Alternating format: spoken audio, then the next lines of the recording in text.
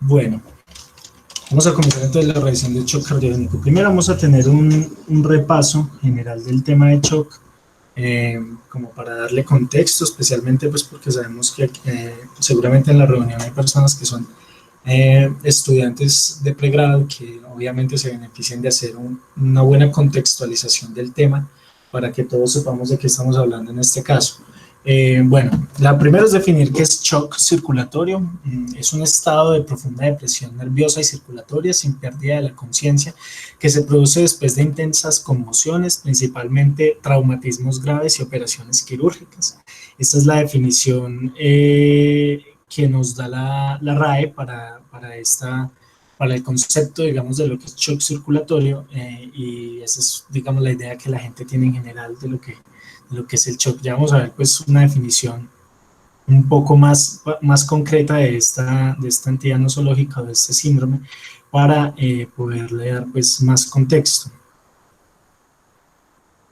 Ok, se define en realidad como la expresión clínica de una falla circulatoria que resulta en una utilización inadecuada de oxígeno por los tejidos.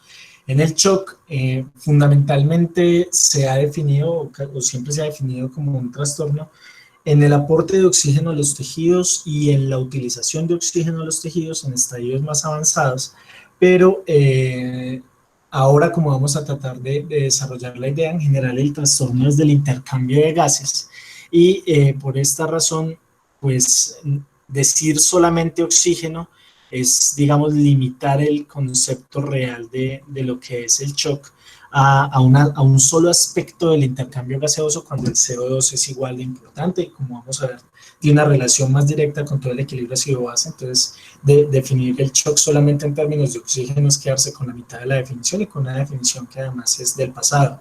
Pero entonces, en su concepto más clásico, el shock es la disfunción orgánica secundaria al fracaso circulatorio que deriva a su vez en un compromiso de la oxigenación. Esa es la definición, ¿no?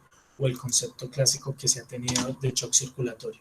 Para hacer el diagnóstico de shock tenemos unos signos clínicos, hemodinámicos y bioquímicos. En el componente clínico vamos a ver ahorita la evaluación que se hace del paciente, que idealmente se hace en un servicio de urgencias, pero usted puede tener shock en un paciente, por ejemplo, que está hospitalizado, que incluso entra a una cita prioritaria y está descompensándose en su función circulatoria, ¿cierto? Bueno, la hipotensión es uno de los componentes del diagnóstico del shock. Lo primero que yo siempre trato de resaltarles cuando hablamos de este tema es que no siempre está presente. Hay estadios de shock compensado, hay pacientes que pueden tener una presión normal o que parece normal, pero que no es la habitual, no es la que él normalmente tiene en su casa, es una presión disminuida, es una presión arterial media con una caída de más de 30 milímetros de mercurio respecto a su presión basal, o sea que en un contexto más fisiológico el paciente tiene una hipotensión delta, y en ese caso pues no tendremos una franca hipotensión, pero el paciente está hipotenso respecto a su fisiología normal o habitual, pero en rangos absolutos se habla de una presión sistólica menor a 90 y de una presión arterial media menor a 70, como para yo ya poder definir que el paciente definitivamente está hipotenso y que esto es uno de los elementos diagnósticos en el shock circulatorio. Bueno, vamos a tener en cuenta la hipoperfusión, que tiene unas manifestaciones clínicas en la ventana cutánea, renal y neurológica.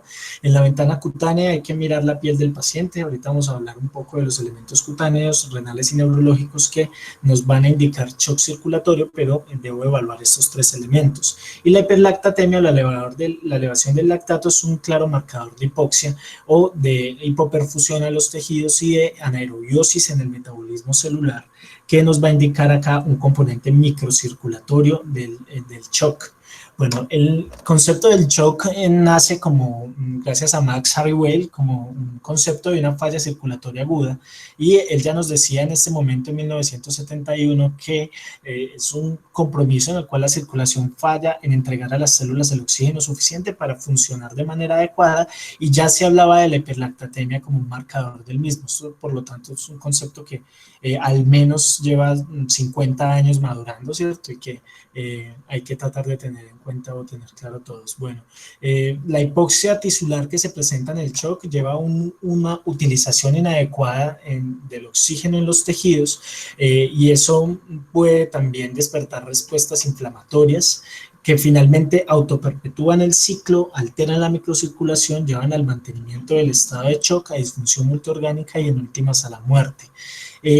La relación entre la inflamación, los trastornos de coagulación y la circulación es innegable, ¿cierto? Todo fenómeno inflamatorio se asocia a un cambio circulatorio y en la coagulación, y todos estos sistemas interactúan entre sí. Entonces, cuando hay una zona inflamada, pues esa zona va a desarrollar hiperemia, y el estar hipoperfundido a nivel sistémico causa una respuesta inflamatoria, una activación de la inflamación como una respuesta a la agresión tisular por la falta de oxígeno, y esto empeora las cosas y termina perpetuando el estado de shock. Bueno, recuerden siempre que el shock tiene 4 mecanismos fisiopatológicos grandes, pero los podemos agrupar en 3. Los trastornos de la bomba, entonces aquí el corazón, ¿cierto? Y los trastornos de la bomba pueden ser una disfunción directa de la bomba, que es el que vamos a hablar hoy, que es el shock cardiogénico, o puede ser una disfunción indirecta de la bomba, que es el shock obstructivo, y aquí tenemos que agrupar aquellos que dificultan la entrada de sangre al corazón o que dificultan la salida de sangre del corazón. Para el caso, por ejemplo, del taponamiento cardíaco, es un shock obstructivo que dificulta la entrada de sangre al corazón, y la disección aórtica o el tromboembolismo pulmonar son fenómenos que dificultan la salida de sangre del corazón y causan un trastorno indirecto de la bomba, un shock obstructivo por un aumento súbito e insostenible de la poscarga que no deja funcionar el corazón de forma adecuada. Vamos a tratar de hablar directamente de los trastornos de contractilidad cardíaca, pero estamos dándole un contexto a esto. Lo otro que se puede alterar es el contenido del sistema circulatorio, y esto ocurre en el shock hipovolémico, sea hemorrágico o no hemorrágico, y puede ocurrir en trastornos del continente o el que lleva ese contenido, es decir, de los vasos sanguíneos, lo cual ocurre en el shock distributivo. Y tener en cuenta todos estos mecanismos fisiopatológicos es clave, porque yo no solo voy a tener un paciente con shock cardiogénico, sino que, por ejemplo, ese paciente puede venir de una sepsis previamente. Ahora que estamos en la moda del COVID, pues un paciente con un shock distributivo por una sepsis viral puede progresar a un shock cardiogénico o a hacer una miocarditis viral, por ejemplo. El clásico paciente con la sepsis por gram negativos que tiene un shock séptico prolongado es un paciente que va a terminar haciendo primero una vasodilatación, un shock distributivo, pero en últimas termina con un componente cardiogénico importante de su shock circulatorio, y termina desarrollando ese estado de shock asociado o secundario a un proceso distributivo. Entonces, esto son cosas que se interrelacionan. Un paciente que hace una hemorragia severa prolongada y que no le reponen los líquidos por ejemplo, que le hacen una terapia hídrica agresiva, o que no le reponen con hemoderivados a tiempo y no le corrigen la pérdida hemática o la anemia aguda que hace, pues es un paciente que va a terminar en shock cardiogénico, pero que estaba en un shock hipovolémico inicialmente, y puede progresar a un COR anémico si hace una insuficiencia cardíaca aguda por una hipovolemia prolongada secundaria a una hemorragia. Entonces, estas son cosas que dividimos para su estudio, su comprensión y su análisis, pero que se interrelacionan de forma dinámica.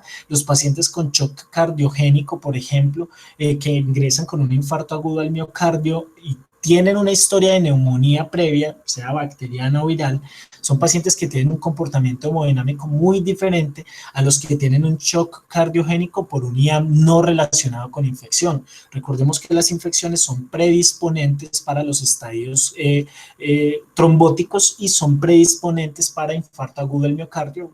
El año pasado salió una serie muy bonita en el New England Journal estableciendo esa relación entre la neumonía y el infarto agudo del miocardio. Entonces, pues no es raro que un paciente con neumonía se pueda infartar, y ahora que está pues de moda el virus nuevo que infarta mucho a la gente.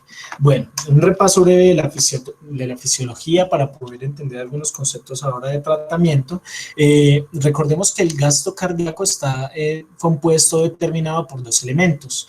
El volumen que sale del ventrículo en cada latido, o el volumen latido, y la frecuencia cardíaca, y el producto de estos 2 valores me da el gasto cardíaco en el tiempo, en minutos, y aquí tenemos unos determinantes o componentes de ese volumen latido o de la contractilidad actividad cardíaca. El primero, pues, es la relación entre el llenado y la salida de sangre. Esa contractilidad, la capacidad de contracción del miocardio, depende como tal de la ultraestructura cardíaca, de la arquitectura que tiene el tejido cardíaco, de la presencia de tejido conectivo allí, de la integridad de los miocardiocitos, y depende también del equilibrio del calcio en estas células. Todo eso interacciona y nos da una contractilidad.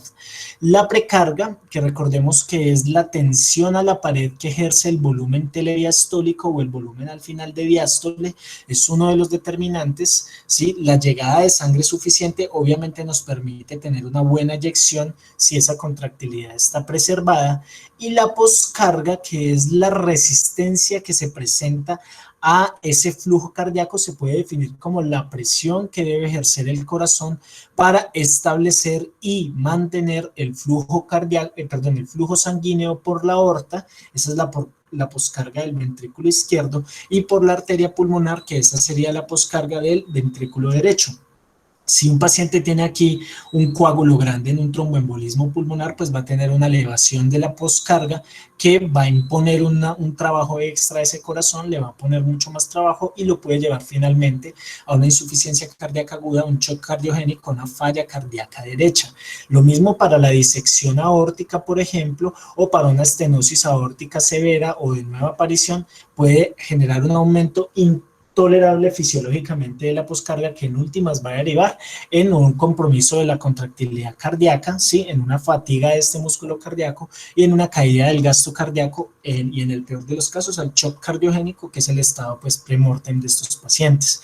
Esta poscarga está determinada por la válvula, por todo lo que está después, por la válvula, por la arteria y por las arteriolas y todas las resistencias periféricas que tiene el sistema cardiovascular. Entonces, siempre tener en cuenta esos 4 mecanismos fisiopatológicos para el shock: el mecanismo cardiogénico, obstructivo, hipovolémico y distributivo.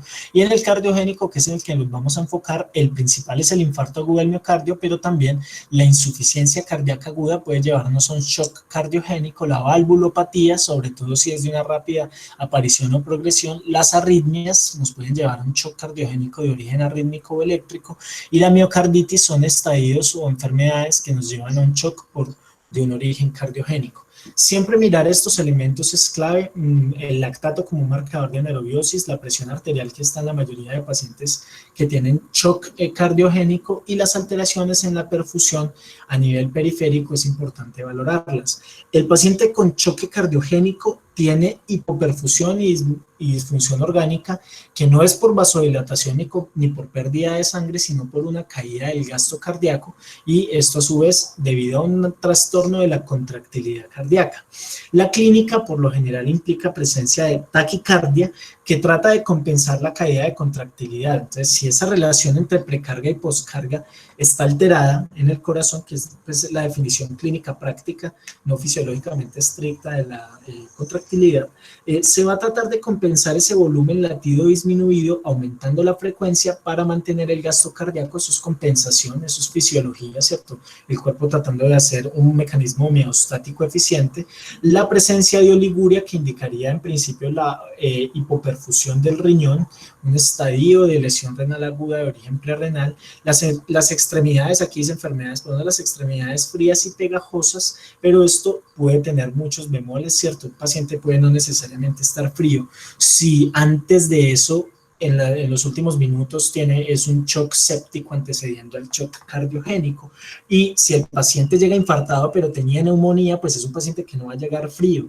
Eso es claro, y eso tratan de aclararlo, por ejemplo, en las reviews que han salido de la AJA sobre este tema. No siempre es frío y pegajoso el paciente. La mayoría de pacientes con shock cardiogénico son fríos, tienen un llenado capilar lento, ¿sí? Y la piel está pegajosa, pero el paciente puede tener otro patrón de valoración clínica, como por ejemplo estar frío y seco, si el paciente además tiene un componente hipovolémico, si no tiene una elevación sustancial de la presión venosa central, o el paciente podría encontrarse caliente si tiene la concomitancia de un estadio séptico, de un estadio infeccioso viral o bacteriano que se presente asociado al infarto o al shock cardiogénico. Últimamente esto está pues de moda, entonces vamos a ver que muchos pacientes van a tener un patrón caliente y húmedo. Bueno, la presión venosa central puede estar elevada, en la mayoría de pacientes lo está, y el aumento de la presión retrógrada del ventrículo comprometido. Entonces, del ventrículo que está afectado hacia atrás vamos a ver manifestaciones, o sea, antes del ventrículo. Si es el ventrículo izquierdo, vamos a ver edema pulmonar, ese es el clásico paciente Killip 3, que hace un edema pulmonar agudo por infarto agudo del miocardio, o si hay una falla ventricular derecha, pues vamos a encontrar una ingurgitación yugular. Con frecuencia los pacientes tienen disfunción aguda de ambos ventrículos y van a presentar edema pulmonar e ingurgitación yugular. Siempre mirar las tres ventanas es importante, entonces la ventana cutánea, la piel va a estar pálida, pegajosa, cianótica, fría, por respuestas de vasoconstricción. Recordemos que como aquí el fenómeno fisiopatológico es una caída del gasto cardíaco o un compromiso de la contractilidad cardíaca, pues la mayoría de pacientes van a estar vasoconstreñidos para tratar de mantener la presión arterial sistémica. La respuesta es una vasoconstricción refleja que busca mantener ese equilibrio. Puede encontrarse caliente y rubicunda en pacientes que tienen concomitancia de anafilaxia y sepsis. Aquí importante hacer énfasis en las infecciones que pueden concomitar con un cuadro trombótico coronario, un cuadro de shock cardiogénico. Bueno, la ventana renal, entonces la oliguria, el paciente que tiene un gasto menor a 0.5 cc km, y la neurológica, que siempre hay que mirarla, a veces es muy evidente, pero no es tan fácil prestarle atención. El paciente hay que mirar si está confuso, desorientado, somnoliento, si tiene una caída de la escala de Glasgow, así sea sutil, ya nos va a indicar un componente de la perfusión cerebral que pues hay que evaluarlo interactuando con el paciente, hablando y preguntándole si sabe dónde está, qué fecha es. Eso es muy sencillo y en realidad omitirlo es una falla categórica de cualquier clínico. Uno tiene que pararse al lado del paciente y preguntarle, ¿sabe dónde está, qué día es, cómo se llama y cómo se llama el que está ahí al lado? Y mirar si él está pues ubicado en tiempo, espacio y sabe qué es lo que estamos hablando, y si no, pues muy probablemente está en un estado de shock. Bueno, entonces estas son las tres ventanas: una ventana, dos ventanas, tres ventanas. Miramos el riñón, miramos la piel del paciente y miramos la mente del paciente para ver si está pues confuso o alterada ese estado. Bueno, recordemos que el shock que se presenta de forma prolongada y no se corrige rápidamente me daña el endotelio, me altera el glucocálix. Vamos a estar en el contexto de una endoteliopatía inducida por shock y finalmente el paciente va a tener un estadio inflamatorio hipercoagulable en el cual se va a complicar hasta la muerte. Entonces, tener en cuenta esto es importante. El shock es algo que hay que corregir rápidamente antes de que el paciente haga el síndrome de Shiny, pues lo llaman en inglés, que es la endoteliopatía inducida por shock, y si eso no se corrige rápido, pues el paciente se va a deteriorar hasta la muerte. Bueno, elementos clave en el diagnóstico diferencial, siempre hay que tenerlos en cuenta. Si el paciente tiene historia de una lesión traumática asociada, por ejemplo, o un trauma, nos podría indicar un shock distributivo concomitante, bueno, alguna otra cosa de esas. Siempre mirar el color de la piel, la temperatura, si hay edema periférico. Un paciente que llega a urgencias, no tenemos historia clínica, pero vemos que está un edema generalizado, pues podríamos anticipar que tal vez viene con una insuficiencia cardíaca los últimos días o un síndrome nefrótico concomitante, pero en cualquier caso con un estado hipervolémico. Entonces mirar el edema periférico, el edema de miembros inferiores, que estaría más asociado en principio con disfunción ventricular derecha. La distensión venosa yugular a 45 grados también es importante, que se vea pues esa congestión del sistema venoso yugular. A veces el shock no es algo que se diagnostica de forma paraclínica en principio, sino que es mirando al paciente, ¿cierto? Auscultándolo, examinándolo, como se hace el diagnóstico. El ecocardiograma y la utilidad de la ultrasonografía aquí es clave porque nos va a permitir ver elementos asociados como la presencia de un derrame pericárdico, alteraciones del tamaño y la función ventricular izquierda y derecha, y nos va a permitir también determinar el volumen latido. En muchas situaciones el ecocardiograma que se haga rápidamente pues va a permitir descartar otras concomitantes o evaluar mejor al paciente y orientar el manejo de una forma más acertada. Bueno, evaluar el desempeño cardiovascular y evaluar el comportamiento o la hemodinamia del paciente de una forma intrínseca es clave. El catéter venoso y arterial, idealmente en el paciente en shock debemos tener los dos. Incluso hoy en día para sepsis se recomienda también la presencia de catéter venoso y arterial para poder guiar de la mejor manera la hemodinamia del paciente y sobre todo si la respuesta a los líquidos inicialmente no es buena. En un paciente que tiene o que se estima un índice cardíaco bajo, que yo sospecho que pueda tener un compromiso cardiogénico, pues hay que evaluar parámetros clínicos que en realidad son sencillos, ¿cierto? Mirar la temperatura de la piel y las extremidades, mirar el llenado capilar que no sea mayor a 2 segundos y mirar si el paciente tiene la piel moteada a nivel de la piel por encima de la rodilla. Son elementos clínicos que me van a ayudar a poder determinar qué tan probable es que el índice cardíaco o pues que el paciente tenga efectivamente un componente cardiogénico en su shock, ya que muchas veces no es el shock aislado, sino que es un shock mixto y el paciente puede tener varios componentes. Entonces, hay elementos clínicos que ayudan a identificar esos estados de baja perfusión que pueden ser atribuibles al corazón. El ecocardiograma al lado del paciente o el punto de cuidado del paciente es importante porque nos va a permitir ver algunos elementos claves para el diagnóstico. En el pericardio podemos buscar derrame o taponamiento. Recordemos que si hay derrame pericárdico, pues podemos sospechar un compromiso de la precarga, que el paciente tenga un componente obstructivo de su shock que no lo esté dejando latir bien el corazón. La evaluación del ventrículo izquierdo nos va a permitir evaluar rápidamente la contractilidad del ventrículo izquierdo y evaluar también para la presencia de neurismas ventriculares. Este último componente me parece importante porque si el paciente, por ejemplo, tiene un infarto agudo del miocardio como el desencadenante de su shock cardiogénico, las complicaciones mecánicas que se reconocen de forma tardía se relacionan directamente con mortalidad. Es decir, si yo reconozco de forma tardía una ruptura de una cuerda tendínea, una insuficiencia mitral aguda, severa o un aneurisma ventricular, es mucho más probable que el paciente fallezca, se complique o que haga un shock cardiogénico refractario que no responda a ninguna terapia o a ningún vasopresor. Entonces, también me sirve esto porque me permite reconocer este tipo de complicaciones y si un paciente tiene un aneurisma ventricular roto, pues es una indicación urgente de cirugía cardíaca y no voy a hacer nada poniéndole vasopresores al paciente, va a perder el tiempo valioso. Entonces, ecocardiograma rápidamente realizado en un paciente que tenemos una alta sospecha de shock cardiogénico, pues nos va a permitir enfocar el manejo a este tipo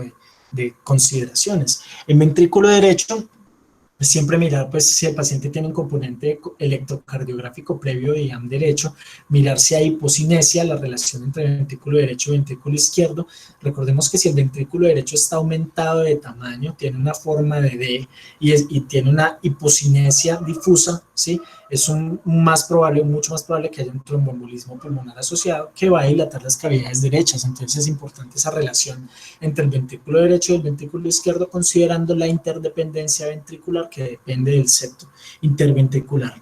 La cava inferior, la evaluación ecocardiográfica, perdón, la evaluación ultrasonográfica de la cava inferior nos sirve para buscar hemorragias o taponamiento y nos va a permitir estimar el taponamiento si es una cava inferior grande, dilatada, que no se deja colapsar. Entonces es muy probable que tenga un componente de taponamiento o que la precarga esté comprometida, el paciente tenga un componente obstructivo de su shock debido a un componente de taponamiento cardíaco.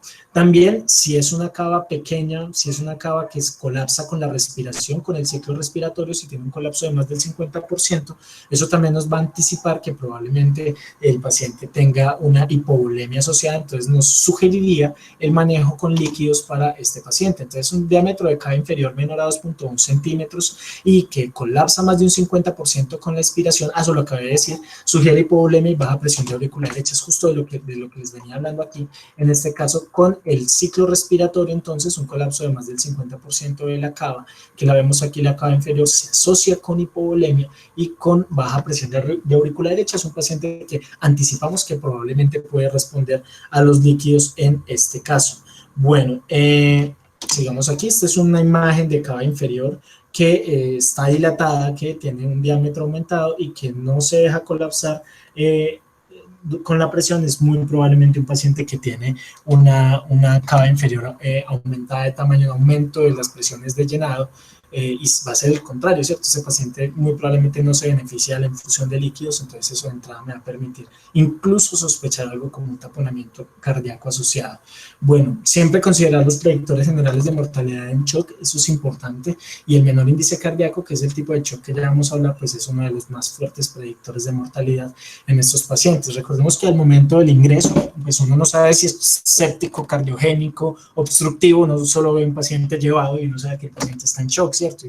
le pone pues el monitoreo de presión arterial, ve que efectivamente está hipotenso, luce mal, el paciente se ve confuso, no interactúa bien con el medio, la piel se ve mal perfundida, entonces simplemente a veces uno desde el principio ya nota que el paciente está alterado, tiene una pérdida de toda su homeostasis y está entrando en los procesos que finalmente lo pueden llevar a la muerte. Esto es de respuesta rápida, reconocimiento rápido de la alteración y corrección rápida de los parámetros vitales del paciente y de las causas para poder pues finalmente salvarle la vida, que es lo que nos interesa aquí.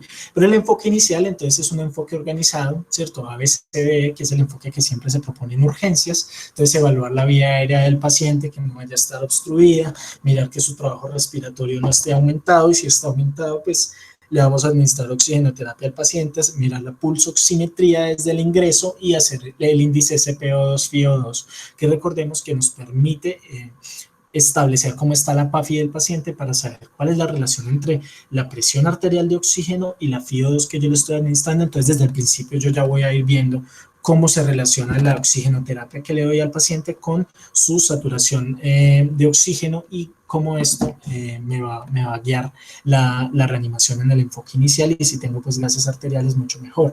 Evaluar el estado circulatorio, que es lo que vamos a hablar ahorita, el aporte de oxígeno, y cumplir todos estos objetivos es clave. Recordemos que el paciente en shock, y esto pues es como para que se acuerde muy bien, es un paciente VIP, ¿cierto? Entonces ventile, infunda y perfunda, garantice esos componentes. En la ventilación, entonces garantizar la oxigenoterapia que el paciente necesita. En este caso, una radiografía de tórax tomada al ingreso, si por ejemplo hay una historia de dolor precordial como causa de todo el cuadro, entonces si él empezó a doler el pecho, luego se puso como mareado, se le pusieron morados los labios y lo trajimos. Entonces hacer una evaluación de la oxigenoterapia que el paciente requiera. También la radiografía de tórax de ingreso es una herramienta útil porque me permite ver la aparición de un edema pulmonar, en este caso de origen cardiogénico, rápidamente, y me haría el diagnóstico de un KILIP-3, que es un paciente que hay que intervenir rápidamente para corregir esa isquemia coronaria y muy probablemente disminuir la mortalidad. Pero entonces también garantizar la ventilación que él requiera, si requiere ventilación o si requiere soporte ventilatorio, entonces sí, se puede manejar con una ventilación invasiva, con una ventilación invasiva finalmente hay que intubarlo, pues esto es una situación que puede pasar, sobre todo en pacientes que están en un shock profundo o que no responden a líquidos, están inestables hemodinámicamente hipoperfundidos. Es un paciente que no puedo garantizar que va a mantener la vía aérea, pues puedo terminar en una intubación rápida para poder garantizar eso. En la infusión de líquidos, aquí es donde hay que ser muy cuidadosos. Yo quisiera que las personas que están viendo esto tengan cuidado, porque muchas veces en los sitios de práctica o en los escenarios clínicos donde se maneja este tipo de pacientes, es frecuente que haya un manejo agresivo de líquidos, como a ver cuánto aguanta el corazón del paciente, ¿cierto?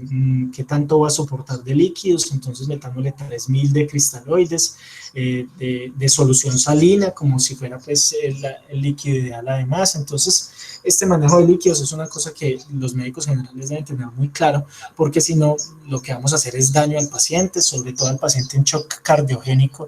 Darle un manejo agresivo con líquidos para subirle la presión arterial es nada menos que una estupidez. Bueno, y el manejo de la bomba, del componente de la bomba, es clave. Ayudarle a la bomba a latir con inotrópicos, por si es un paciente cardiogénico o una sepsis que progresó a un shock cardiogénico. Muchos de estos pacientes son infartados o sépticos que finalmente ya tienen un índice cardíaco bajo, o sea, ya el corazón también está sacando la mano, y otros tantos son hemorragias que terminan en coma anémico y finalmente pueden requerir incluso vasopresores e inotrópicos para mantener su hemodinamia íntegra y poder seguir viviendo en este mundo, que es lo ideal, ¿no? Bueno, en la terapia hídrica esta debe ajustarse según el tipo de shock. Un médico preparado debe poder ajustar los líquidos del paciente según el shock que tiene. Entonces, yo ya lo clasifiqué, ¿cierto? Y dije, uy, este man tiene un shock séptico, o tiene un shock cardiogénico, o tiene un componente obstructivo porque parece que tiene un TEP, bueno, en fin, Hacemos una clasificación del tipo de shock y de acuerdo a eso orientamos la hidroterapia. Normalmente se manejan los bolos de 20 cc kilo, por ejemplo, en los pacientes sépticos o que tienen un cuadro de sangrado agudo, y eso que ni siquiera ahí se manejan ya tantos líquidos. Miren este manejo de líquidos clásico de la sepsis, que es de 30 cc kilogramo en 3 horas, que es el recomendado actualmente en sepsis, pero en los pacientes cardiogénicos el manejo de líquidos es totalmente diferente.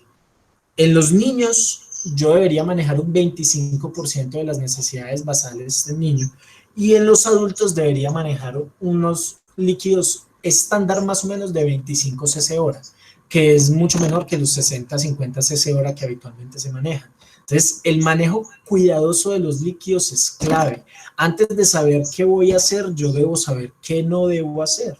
Y si sé que no debo hacer, pues no voy a cometer improperios o no voy a empeorar el caso del paciente. Si yo me pongo a bombear líquidos a lo loco, pues lo único que va a lograr es agravar el edema pulmonar. Ahora, ¿para qué se administran los líquidos? Esa es la pregunta clave. Lo que yo busco con la hidroterapia es volver el gasto cardíaco independiente de la precarga. Eso es lo que se busca. Eso es un concepto fisiológico, fisiología de primero y segundo semestre, pero es útil. O sea que yo lo que busco es que el gasto cardíaco no dependa de la precarga. Y eso se llama subir al paciente en la meseta de Frank Starling. La mayoría de pacientes con shock cardiogénico ya están montados en la meseta de Frank Starling o están por encima, entonces yo no tengo que ponerme a bombear líquidos a lo irracional, ¿cierto? Con una conducta anticientífica para terminar haciendo más daño al paciente. Eso es en lo que yo quisiera que hiciéramos énfasis. Cardiogénico, líquidos muy restringidos, y ahorita que está de moda la neumonía con compromiso cardiovascular por el COVID, los líquidos muy restringidos. Líquidos ideales en paciente en shock cardiogénico, muy probablemente el lactato de Ringer por encima de la solución salina para evitar sobreañadir una acidosis. Bueno, esto es el cuadro del aporte de oxígeno a los tejidos, que es siempre importante recordarlo. Recordemos que aquí hay dos componentes, uno es el volumen latido y el otro es la frecuencia cardíaca, y este es el gasto cardíaco. Este gasto cardíaco, que es cómo se mueve la sangre en el cuerpo, con el contenido de oxígeno que tiene la sangre que circula en el cuerpo, entonces la sangre cómo circula y cuánto oxígeno lleva, me da el aporte de oxígeno a los tejidos. Eso pues significa aporte de oxígeno a los tejidos, es el producto del gasto cardíaco por el contenido arterial de oxígeno. Se representa siempre como DO2, pero es simplemente aporte de oxígeno.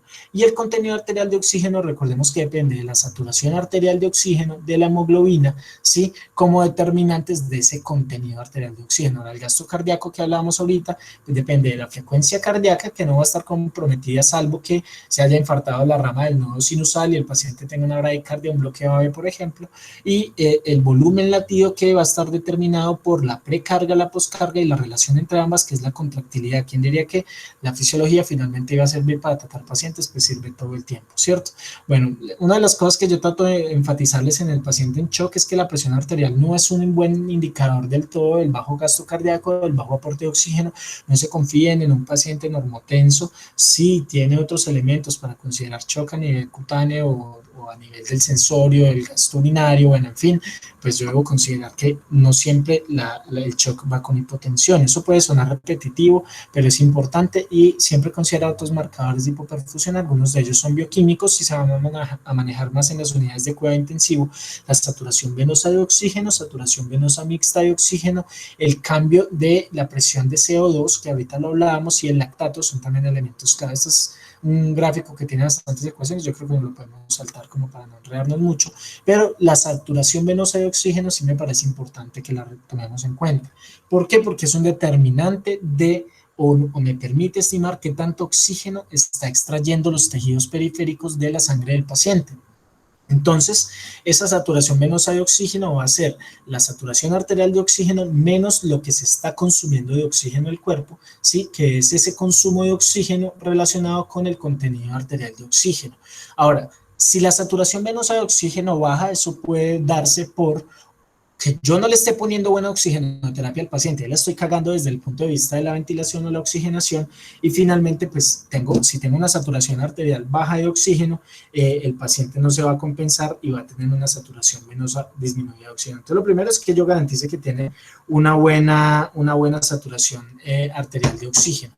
Bueno, que haya también una disminución de gasto cardíaco de la hemoglobina, que es lo que ya vamos a ver. Si yo no tengo una buena perfusión derivada de un bajo gasto cardíaco, pues la saturación venosa de oxígeno se va a comprometer por este elemento de aquí, que es el gasto cardíaco. Si hay un compromiso del gasto cardíaco, pues se va a alterar también la saturación venosa de oxígeno. O que los tejidos periféricos estén consumiendo mucho oxígeno. En los pacientes en shock es normal que estén alterados todos los parámetros. Cuando un paciente llega a urgencias, lo normal es que no tenga una buena ventilación, digamos si tiene un infarto y tiene tiene los pulmones encharcados o hematizados, pues esta saturación arterial de oxígeno va a estar comprometida. Si tiene un cuadro inflamatorio concomitante, el consumo de oxígeno periférico va a estar aumentado, y si tiene un infarto, pues lo más probable es que el gasto cardíaco esté disminuido. Entonces, esta saturación venosa de oxígeno se alteran todos sus determinantes habitualmente en los pacientes en shock, y yo en un paciente en shock idealmente debería saber enarbolar o relacionar todos estos parámetros para poder garantizar que el paciente reciba finalmente su tratamiento adecuado. Si el paciente tiene la saturación venosa de oxígeno, que es esa que les muestro aquí, pero es porque yo no le estoy dando buen oxígeno, pues tengo que dar oxigenoterapia. Si lo tengo ventilado, mejorar los parámetros de ventilación, que es una de las cosas que hay que tener en cuenta.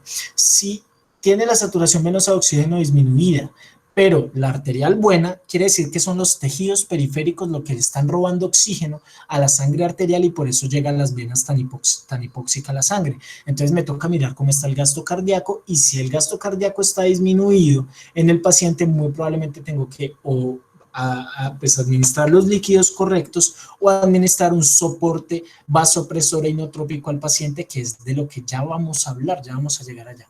Bueno, el lactato, que es otro de los determinantes en shock, siempre mirar que estima el metabolismo anaerobio, no es tan confiable en algunos contextos como la administración de adrenalina, en el cual sabemos que la adrenalina estimula los receptores beta 2 en el hígado y genera un aumento de lactato, pero siempre sabemos que está correlacionado con aumento de la mortalidad, tiene un valor pronóstico y de seguimiento, y lo ideal es orientarlo a disminuirlo.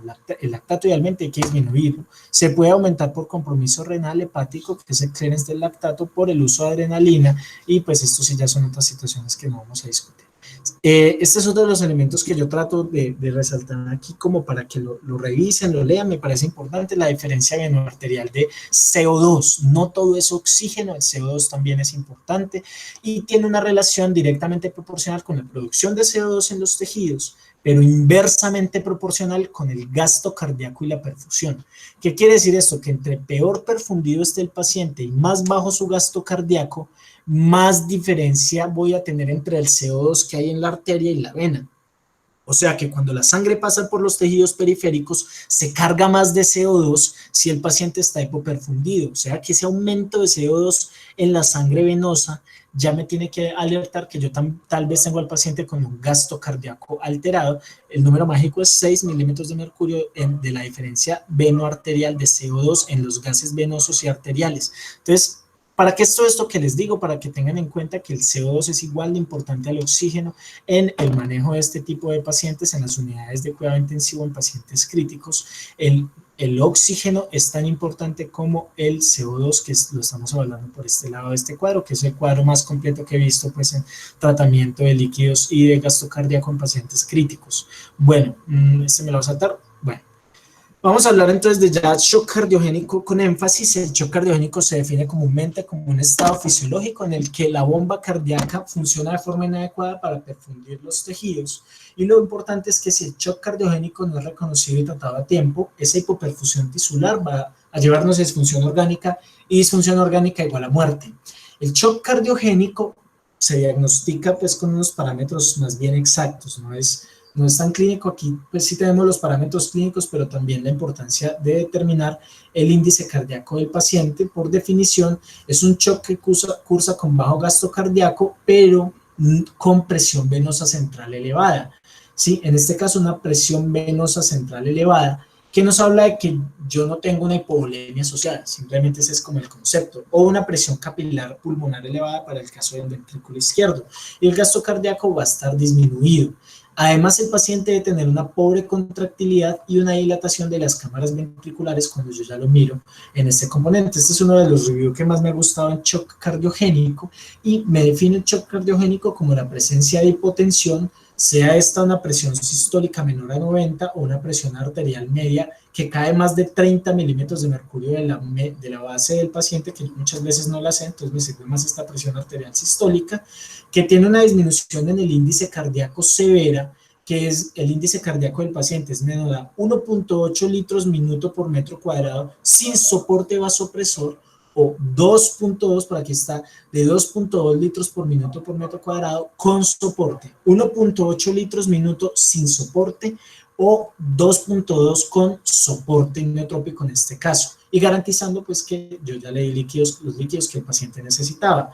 Y este es el otro componente entonces, que el paciente tenga una presión de llenado ventricular normal o elevada, y para el ventrículo izquierdo eso es una presión de más de 18 milímetros de mercurio, y para el ventrículo derecho es una presión de más de 15 milímetros de mercurio, o sea que yo ya garanticé que las presiones de llenado son buenas o incluso son altas. Por ejemplo, en un paciente que tenga un IAM con un KILIP 4 que está en shock cardiogénico, pues el paciente está lleno de líquidos, no necesita más líquidos y muy probablemente la presión capilar pulmonar va a estar por encima de este valor, o la presión venosa central, que son determinantes de las presiones de llenado ventricular derecho e izquierdo, van a estar aumentadas. Entonces no falta líquido, la contractilidad está disminuida y esto se evidencia en el índice cardíaco disminuido, 1.8 sin soporte, 2.2 con soporte, y hay hipotensión manifiesta en el paciente. Ese es el diagnóstico del shock cardiogénico. Es la principal causa de muerte en pacientes hospitalizados por infarto agudo del miocardio, y la terapia ideal es hacer una revascularización rápida y eficaz al paciente con la herramienta que yo tenga disponible, la mejor que tenga disponible, sea esto intervención coronaria percutánea, si no la tengo pues la fibrinolisis, y en ciertas indicaciones la cirugía del bypass coronario, ¿sí? Al hacer el puenting pues el bypass coronario allí es importante porque me va a permitir revascularizar al paciente y corregir esa agresión. Entonces estos son los criterios diagnósticos que yo tengo que tener en cuenta para el diagnóstico del shock cardiogénico, pero esto es un paciente que yo ya tengo medido su índice cardíaco a partir del gasto cardíaco y la superficie corporal, y que ya tengo un paciente pues determinada, por ejemplo, su presión capilar de arteria pulmonar o su presión venosa, para decir que no hay problemas con el llenado, o sea que el paciente no está hipovolémico, que tiene una caída del índice cardíaco relativa a si recibe o no vasoactivos, 1.8, 2.2, eso ya lo explicamos, y que esté hipotenso el paciente. Bueno, es más frecuente en pacientes que tienen IAM con elevación del ST, pero curiosamente, el paciente que tiene un IAM sin elevación del ST puede tener con más frecuencia mortalidad por shock cardiogénico inadvertido o diagnosticado de forma tardía, porque son pacientes que no se les corre tanto cuando no tienen la elevación del ST, y por eso lo más importante es evaluar al paciente de forma íntegra según su clínica, haciendo un buen score GRACE, por ejemplo, para evaluarlo completamente y no solo decir pues tiene o no tiene elevación del ST, porque eso lo hace cualquiera leyendo un electrocardiograma, sino el paciente es mío, yo lo evalúo bien, le hago GRACE y miro como todos sus componentes. Este es un artículo de la Sociedad Americana del Corazón que me gustó, de la Asociación Americana del Corazón, me parece pues que enfatiza algunos puntos claves, se los recomiendo. Bueno, clínicamente el paciente hace un shock refractario que no responde a la resucitación con líquidos, ojalá no sean muchos líquidos, ¿cierto? Que el médico no esté muy animado hoy con la solución salina, 3 litros para todo el mundo, que esa no es la terapia médica ideal, y la principal causa es el infarto agudo del miocardio, que pues nos aporta más o menos un 81% de los pacientes con shock cardiogénico. Yo diría que este porcentaje ha disminuido ahorita que estamos en esta pandemia, probablemente sea menos, porque muchos pacientes hacen ya shock cardiogénico por miocarditis o por cardiopatía por estrés o por otras cosas, pero normalmente en el mundo, cuando no estamos en una pandemia, es un 81%, o sea, 4 de cada 5 pacientes con shock cardiogénico se infartó antes de llegar a tener el shock cardiogénico. La fisiopatología del insulto primario es una reducción de la contractilidad cardíaca, hay una caída del gasto cardíaco con hipotensión y vasoconstricción sistémica asociada con ese proceso que pues me llevan últimas a un empeoramiento, porque el paciente hace una vasoconstricción refleja tratando de compensar, y esa compensación es transitoria, pero luego ya finalmente a un aumento sostenido de la poscarga empeora todo el proceso y el paciente se descompensa. Hay unos elementos clínicos que de entrada me hacen pensar en compromiso de falla o en una falla cardíaca izquierda o en una falla cardíaca derecha. Los estertores pulmonares siempre me deben hacer pensar en ventrículo izquierdo. Si el paciente además tiene un asma cardíaca aguda o presentación con sibilancias, pues eso también me sugiere falla cardíaca izquierda. El desplazamiento del ápex pues me dice, bueno, tal vez había previamente no se va a poner a hacerle muchos de esos pacientes a ver en dónde tiene el choque de punta, pero pues el desplazamiento a la izquierda ya nos hablaría de que tal vez tenga una insuficiencia cardíaca previa izquierda, y que haya soplos soplos al lado izquierdo, o sea, soplos que sugieran un compromiso ventricular izquierdo. Bueno, y hay unos hallazgos clínicos que sugieren una disfunción cardíaca derecha, por ejemplo, la presencia de edema de miembros inferiores, ya lo habíamos mencionado, la hepatomegalia y el reflujo hepatoyugular, el aumento de la distensión venosa yugular o una yugular ingurgitada, ¿cierto? Y que el paciente tenga una insuficiencia tricuspide aguda, que eso nos puede sugerir, por ejemplo, la presencia de un TEP en un paciente que, por ejemplo, tiene un Graham-Still, un soplo de Graham-Still que podría indicar que tiene una insuficiencia ventricular derecha secundaria, un tromboembolismo pulmonar. Bueno, y hay hallazgos que están en los dos, ¿cierto? El llenado capilar lento, por ejemplo, la ortopnea, la cianosis y las extremidades frías, sí puede ser pues, cualquiera de las dos insuficiencias cardíacas agudas que nos lleva a un shock cardiogénico. Pero es importante, y eso me sirve mucho, sobre todo en urgencias, que yo de entrada ya esté pensando si el paciente es más una falla cardíaca derecha o una falla cardíaca aguda izquierda o un compromiso agudo de ventrículo izquierdo-derecho o si tiene elementos de los dos. No es raro que no se encuentre los dos, pero de entrada es muy útil que yo ya sepa, digamos, diferenciar o discernir si el paciente tiene más un compromiso ventricular derecho o tiene más un compromiso ventricular izquierdo. Las causas del shock cardiogénico, no solamente tenemos el infarto agudo al miocardio, realmente tenemos pues muchas causas allí que interactúan o que están comprometidas, pero el infarto agudo del miocardio representa la mayoría y tiene unos subtipos de causas, ¿cierto? La falla de la bomba, un infarto de gran tamaño, que el paciente tenga una ruptura, una complicación mecánica, esto es gravísimo, que tenga una insuficiencia mitral aguda o una ruptura de un músculo papilar, la ruptura del septo ventricular o una ruptura de la pared del ventrículo, esos son desastres que requieren intervención quirúrgica rápida. Aquí necesitamos un cirujano cardiovascular rápido porque si no el paciente igual se va a morir.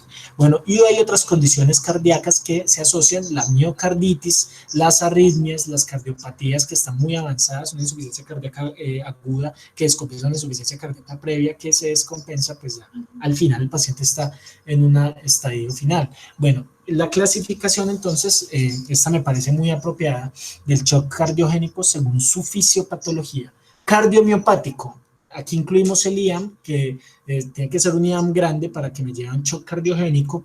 El IAM de este tipo por lo general es de la coronaria izquierda toda, de la circunfleja, de la descendente anterior, o por una enfermedad coronaria multivaso que ya está pues en un estadio muy avanzado. El IAM derecho, sobre todo si el manejo es inapropiado, puede llevarnos a un shock cardiogénico. Aquí quiero resaltar esta parte de manejo inapropiado, porque ese es el que nos puede llevar al shock cardiogénico en el IAM derecho. La falla cardíaca que se exacerba, el miocardio aturdido luego de un paro cardíaco, una depresión miocárdica en el contexto de sepsis bacteriana o viral, ya que he dicho como 20 veces viral, pero eso es importante porque es lo que está de moda ahora.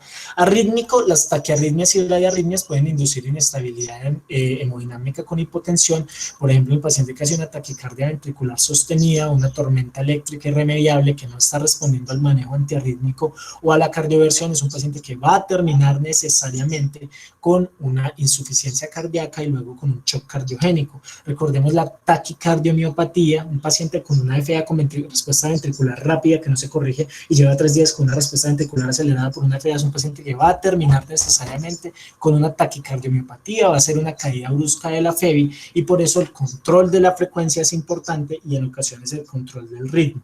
Pero entonces las arritmias que no se tratan a tiempo terminan o derivan en un shock cardiogénico en ocasiones si yo no corrijo la arritmia. Y si en el caso desesperado, pues llama al electrofisiólogo para que le haga una ablación al paciente, pero eso muchas veces son medidas urgentes si el paciente está haciendo falla cardíaca aguda por una arritmia. Y en las causas mecánicas, la insuficiencia aórtica o mitral severa, la ruptura de las cuerdas tendíneas que puede estar asociada con infarto, una disección aórtica que se desplaza hacia el corazón, me impone una poscarga muy elevada y no me deja latir el corazón adecuadamente. Los aneurismas rotos de pared cardíaca también son importantes. Entonces, todas estas son situaciones que me pueden llevar a un shock cardiogénico. La mayoría son infartos, pero pensemos en arritmias y pensemos en causas mecánicas no infartos. Esta es la clasificación que nos da la UpToDate, en el cual yo me baso pues para darles esta clasificación porque me pareció excelente, muy buena, recomendada. La verdad que muy, muy sorprendido por esa clasificación tan buena. Bueno, en causas no isquémicas siempre el médico debe entonces pensar en todo esto. Miren, tiene un componente farmacológico, beta bloqueadores, calcioantagonistas, hay un problema de contractilidad cardíaco intrínseco primaria asociado, por ejemplo, a una miocarditis aguda, una cardiomiopatía por estrés, estas dos ahorita por un virus que está matando mucha gente, entonces ojalá que hay que revisarla muy bien, bueno, en fin.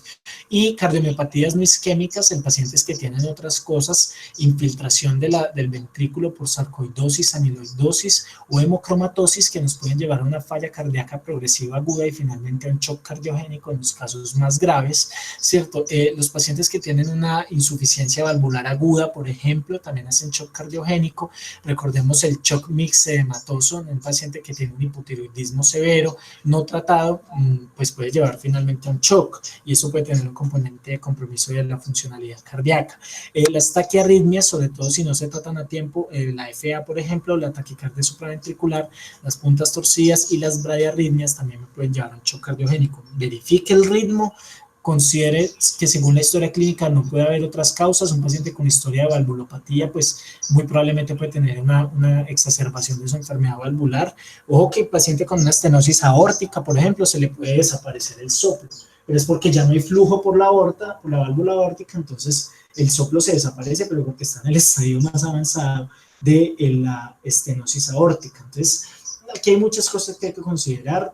Siempre que llega un paciente de estos con un shock cardiogénico, pues lo primero a veces es muy fácil el diagnóstico, ¿cierto? Ay, le dio un dolor en el pecho, estaba almorzando y se cayó, bueno, y llegó aquí con los labios morados, pues ya sabemos que es un infarto muy probablemente, pero según la historia y la clínica del paciente, miren todas las cosas que pueden ser, no se casen con el infarto, que a veces para un paciente puede ser letal que le hagan un diagnóstico de infarto y no le corrijan otra causa de su cuadro agudo. Ahorita, también preocupa esto y es que con la emergencia COVID-19 estamos viendo infartos en personas jóvenes, estamos viendo síndromes coronarios agudos con coronarias limpias y síndromes coronarios agudos con coronarias tapadas, pero desencadenados al parecer por la infección COVID.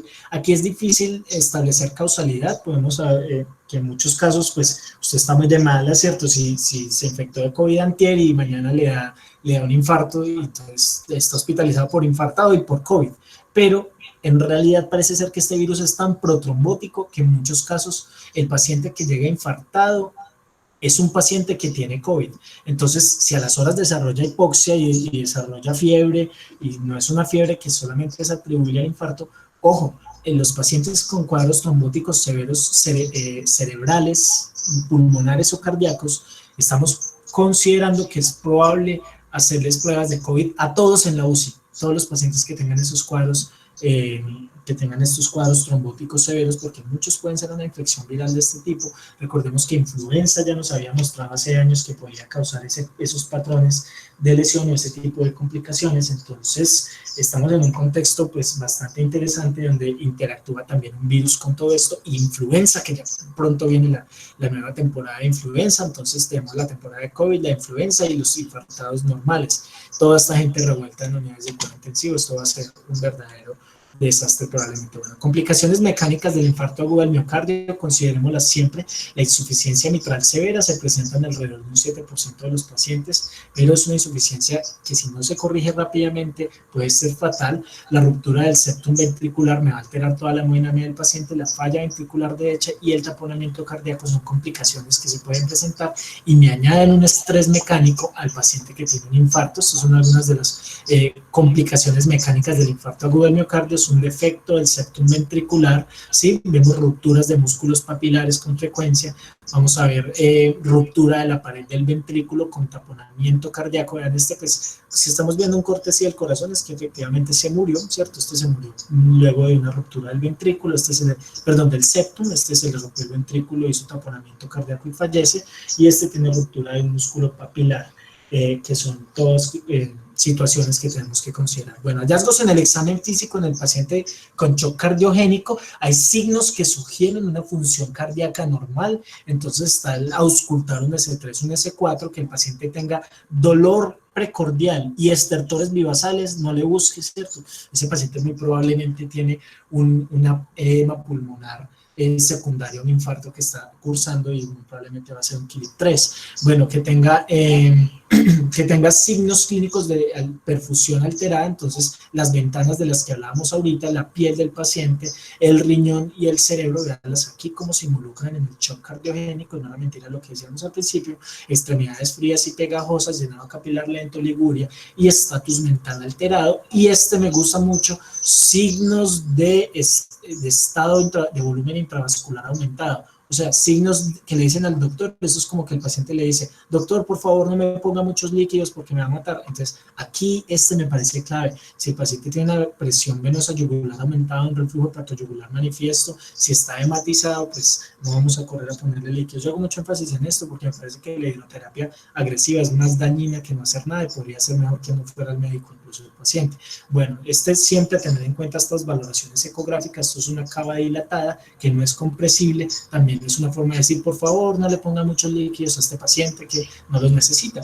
Bueno, el paciente que hace una insuficiencia cardíaca aguda y que va a hacer un shock cardiogénico, pues puede tener uno de estos patrones clínicos clásicos que se han descrito para insuficiencia cardíaca. Este es el cuadro de la publicación original en la que sale esta revisión, y me gusta porque aquí podemos trabajar el concepto de si el paciente está húmedo y está frío, pues este es el peor escenario, ¿cierto? El paciente que está húmedo y frío es un paciente que está congestivo e hipoperfundido. Muchos pacientes van a llegar en este patrón, van a llegar en un patrón C, donde yo digo, uy, sí, tiene componentes de congestión y tiene componentes de hipoperfusión. Entonces es un paciente que tiene obviamente un compromiso cardíaco avanzado, pero no necesariamente es así. Un paciente puede estar caliente, puede no tener signos fríos o signos de baja perfusión, puede estar caliente y húmedo y tener shock cardiogénico, y ese es el shock cardiogénico que menos reconocemos, porque los médicos están acostumbrados a considerar que el paciente con shock cardiogénico tiene que estar frío, tiene que tener clínica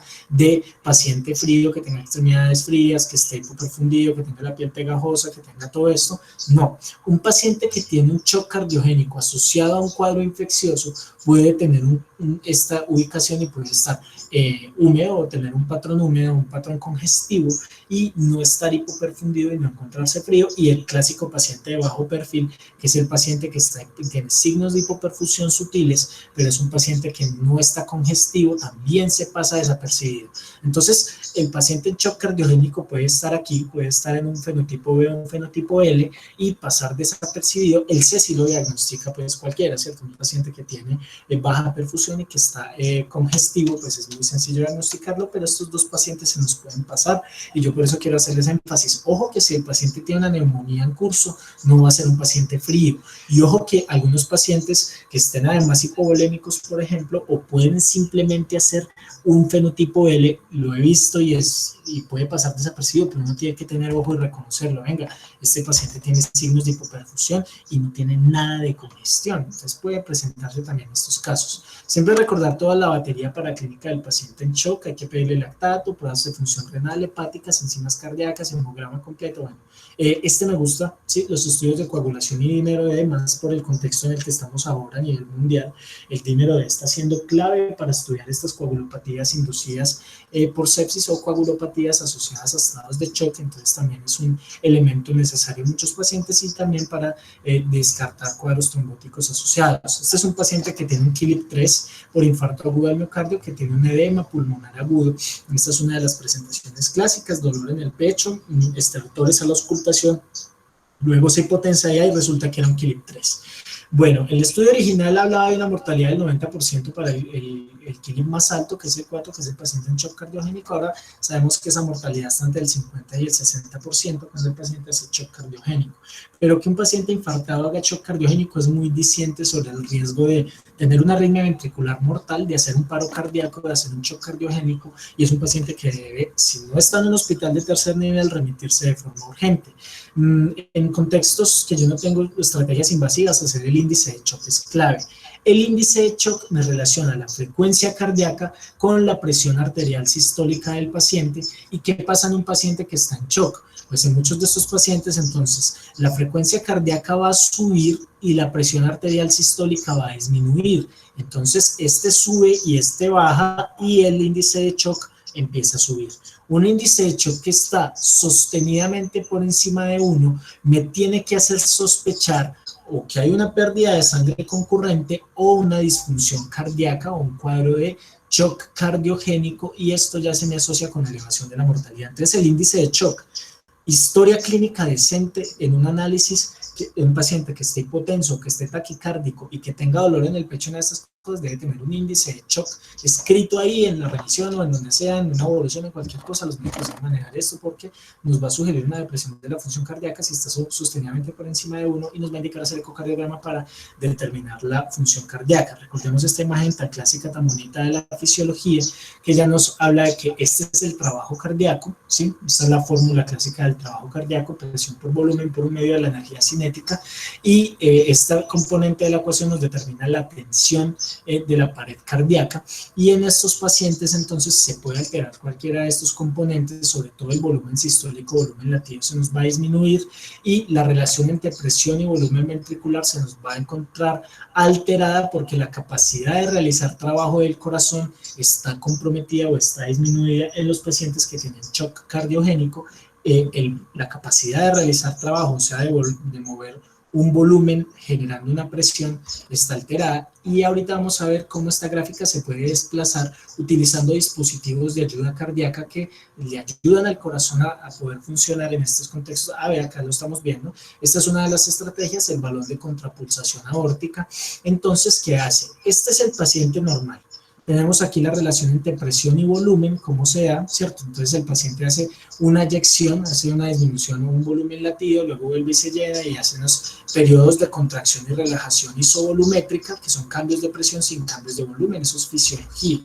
Pero entonces, ¿cómo actúa esto? Por ejemplo, el balón de contrapulsación aórtica disminuye la presión aórtica sistólica, entonces nos disminuye, nos baja este componente que es la presión, y va a disminuir el trabajo cardíaco, en este caso a disminuir esa carga de trabajo cardíaco, y por eso es un dispositivo que le ayuda a funcionar el corazón, el balón de contrapulsación.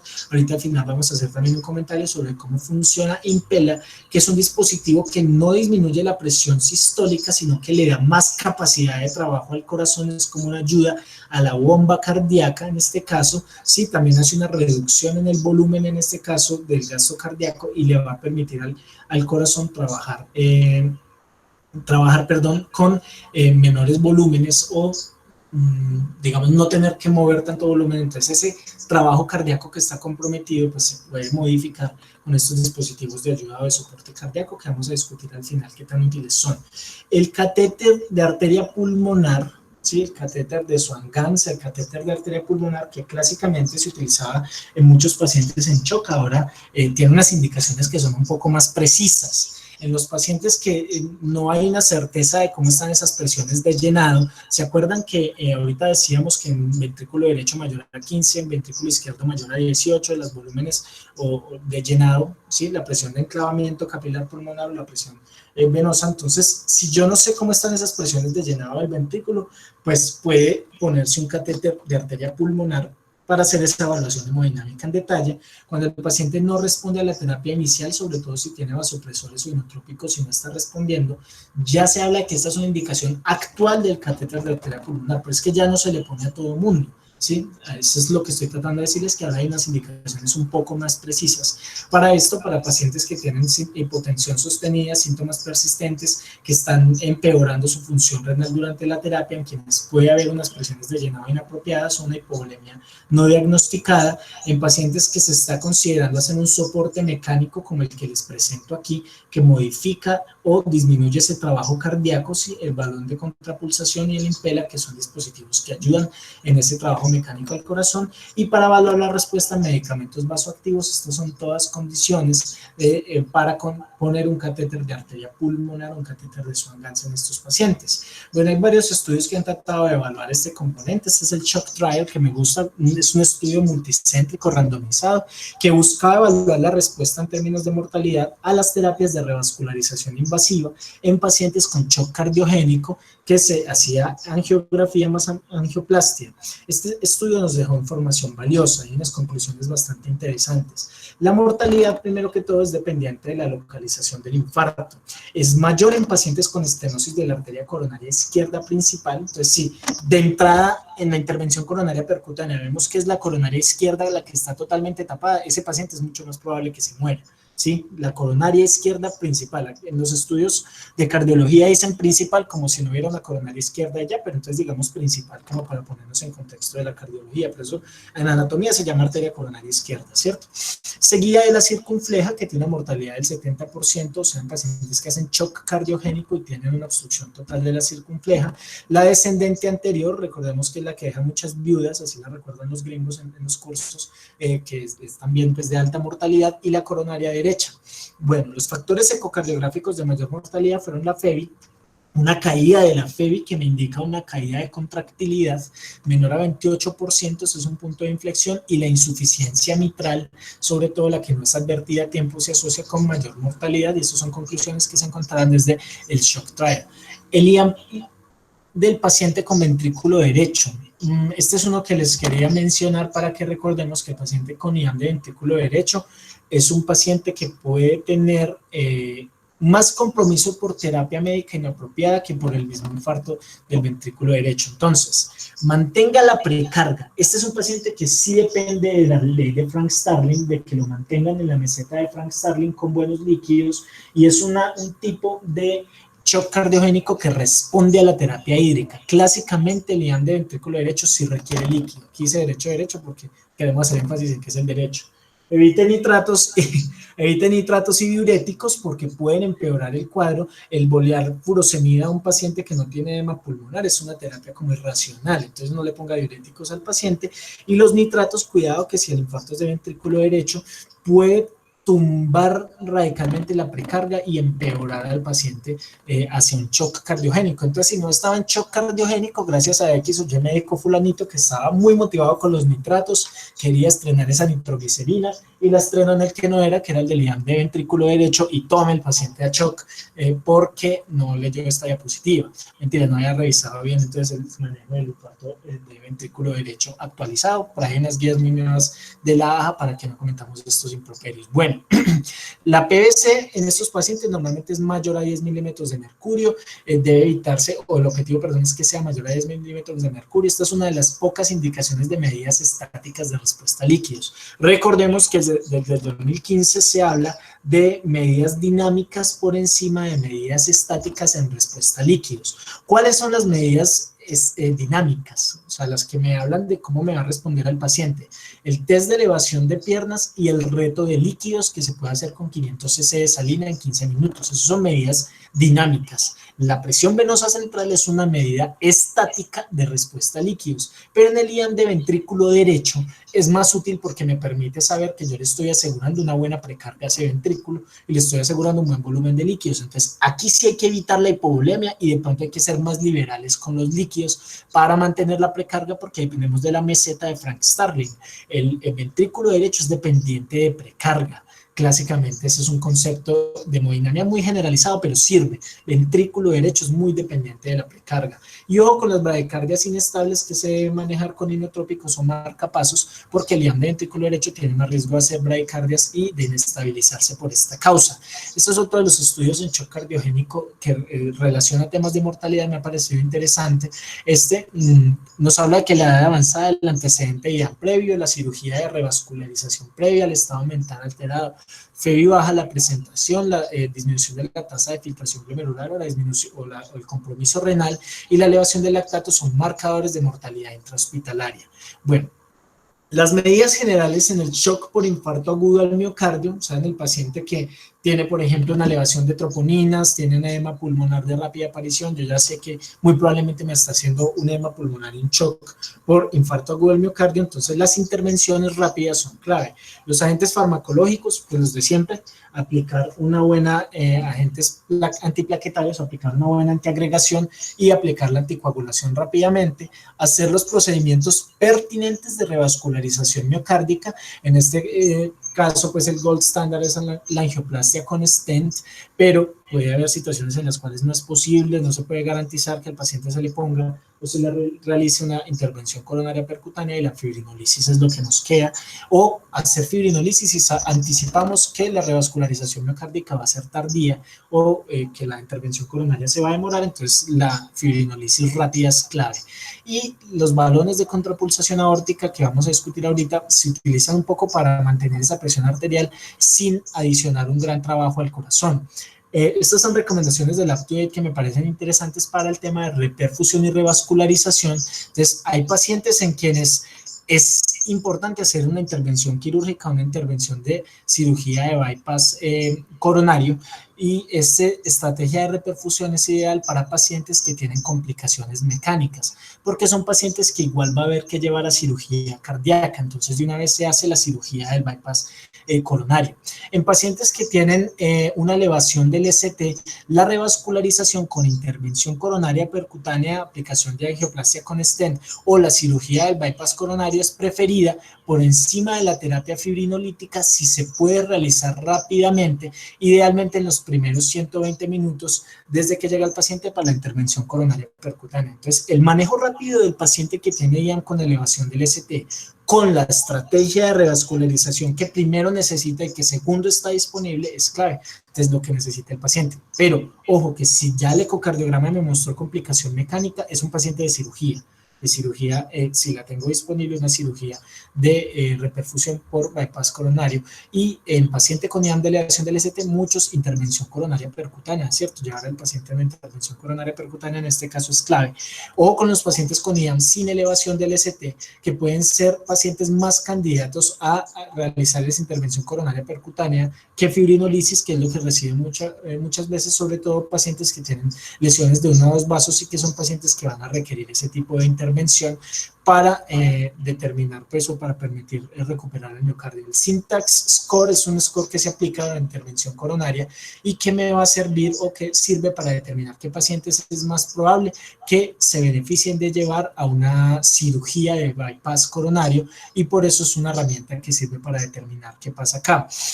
Recordemos que los pacientes que son llevados a cirugía o a cirugía de reperfusión o terapia de reperfusión por bypass coronarios son pacientes que si tienen score Syntax más altos pueden tener mortalidades más altas, pero porque son pacientes que tienen un mayor compromiso cardíaco y es probable que de entrada ya estén más comprometidos, y por eso son los que más se benefician de la cirugía respecto a la intervención coronaria percutánea.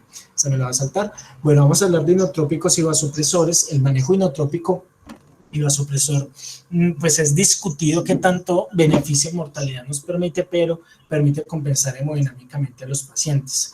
El manejo pronto de la hipotensión y la hipoperfusión es clave en el shock en general. Entonces yo debo garantizar que mi paciente esté bien perfundido, ese es el elemento clave.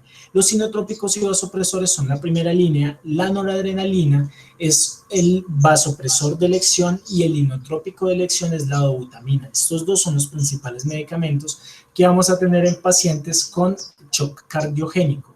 Fenilefrina no tiene nada que hacer en el shock cardiogénico, ¿sí? Si el paciente tiene disfunción cardíaca y pues, ¿para qué? ¿Cierto? Es un alfa-1 agonista que lo único que me va a causar es un aumento descarado de la resistencia vascular periférica, voy a lograr una vasoconstricción innecesaria y voy a subir la poscarga a un corazón que ya tiene una contractilidad comprometida. Eso no tiene sentido. Entonces, los vasopresores que son alfa-1 agonistas no se van a utilizar. La noradrenalina, sobre todo tiene experiencia o tiene evidencia en pacientes en shock séptico como vasopresor, pero en shock cardiogénico es el vasopresor de primera línea que se va a utilizar. Tiene el efecto sobre receptores alfa y beta, pero lo vamos a utilizar aquí. La adrenalina tiene muchas limitaciones, principalmente la elevación del lactato, que limita un poco pues, ese componente, tiene un riesgo relativo un poco mayor de que el paciente haga arritmias. La dopamina es la contraindicada, ¿cierto? El SOP2 es el estudio que nos mostró que estos pacientes hacen más taquiarritmias y mortalidad con dopamina. Menos tiene cabida el uso de dopamina en el contexto actual, que estamos en una pandemia por un virus que da arritmias ventriculares fatales, son virus que causan muchas arritmias. Entonces, como vasopresor en este momento, la dopamina sí que menos se va a utilizar, no está recomendada, de hecho está contraindicada en shock cardiogénico y en miocarditis virales también la dopamina no se debe utilizar. Y la butamina, pues ya para hablar de inotrópicos, pues es de manejar con cuidado, porque si el paciente está muy hipotenso podría contribuir a la hipotensión. Algo parecido le pasa a la milrinonas al ser un inodilatador. Estos son los vasoactivos o vasopresores pues, que tenemos de elección. La noradrenalina pues es un muy buen medicamento en este caso, porque nos va a permitir hacer un efecto alfa y beta sin causar un efecto muy intenso hacia el lado alfa, o sea, una vasoconstricción que sea severa y que aumente la poscarga, como para aumentar severamente el trabajo del corazón. La epinefrina o la adrenalina tiene algunas limitaciones, ¿sí? Estimula ambos receptores, alfa y beta, pero tiene un componente de aumento de resistencia vascular pulmonar, y el otro elemento que tiene es que puede elevar el lactato. Entonces en la reanimación de estos pacientes pues no se utiliza tanto para shock cardiogénico comparada con noradrenalina, que se utiliza mucho más. Es mucho más frecuente que veamos la noradrenalina. La adrenalina se ve pues con menos frecuencia y se podría utilizar si no se tiene disponibilidad de noradrenalina, pero lo ideal es noradrenalina. Bueno, este es otro de los estudios que les quería mencionar, que es el SOC2. Es un estudio publicado en 2010 en el New England Journal que tenía dos grupos, 858 pacientes manejados con dopamina, 821 manejados con noradrenalina, que no encontró diferencias significativas en mortalidad, pero encontró más eventos arrítmicos en pacientes con dopamina. Esta era la mortalidad global, pero los pacientes con shock cardiogénico que recibieron dopamina sí se murieron más. Entonces, en shock cardiogénico, el vasopresor impensable es la dopamina, por el riesgo de taquiarritmias asociadas, que ya un paciente, si está infartado, pues tiene riesgo de hacer arritmias. Si usted le pone dopamina, le va a sumar una probabilidad de arritmias inaceptable al paciente, y es muy probable que pueda fallecer por una taquicardia finalmente, por una taquiarritmia. Bueno, en inotrópicos tenemos dobutamina y milrinona como los más utilizados, principalmente la dobutamina, pero los más utilizados o los inotrópicos más utilizados en shock cardiogénico son dobutamina y milrinona. La milrinona, recordemos que es un inodilatador que en este caso actúa a través de la inhibición de la fosfodiesterasa y tiene un componente de relajación aumentada en el componente diastólico del ciclo cardíaco, y también puede servir si hay presiones pulmonares aumentadas porque tiene ese componente vasodilatador. Sin embargo, tiene un riesgo de tumbar la presión arterial, en este caso de inestabilizar hemodinámicamente, y lo más habitual o lo que más vamos a ver utilizado es la dobutamina, ¿sí?